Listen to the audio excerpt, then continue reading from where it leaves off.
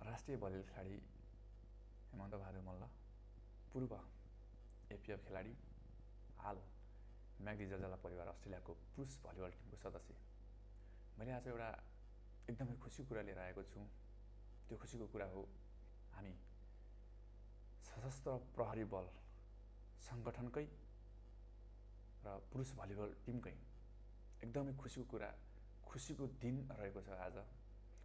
त्यो खुसीको कुरा हो 2080 को उत्कृष्ट टिम बन्न सफल एपिएफ टिम रहेको छ जुन पुरुष भलिबल।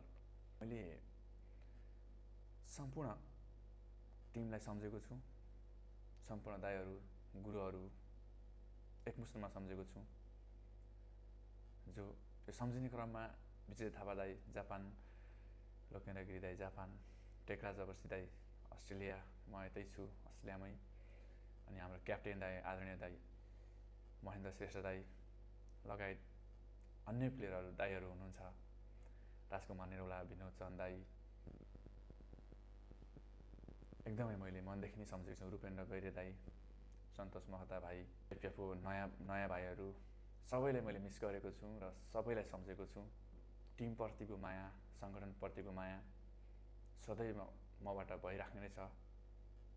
तर यति कुरामा दुःख हो कि आज यो दिन यस्तो क्षणमा म आफ्नो टिमसँग छैन, त्यो कुरामा दुःखी छु। कारणवश सो टिमलाई सधैँ म माया गरिराख्ने छु। साथ सपोर्ट म जता भए नि जे भए नि म मेरो आफ्नो एपिएफ टिमलाई, एपिएफ क्लबलाई म सदैव सपोर्ट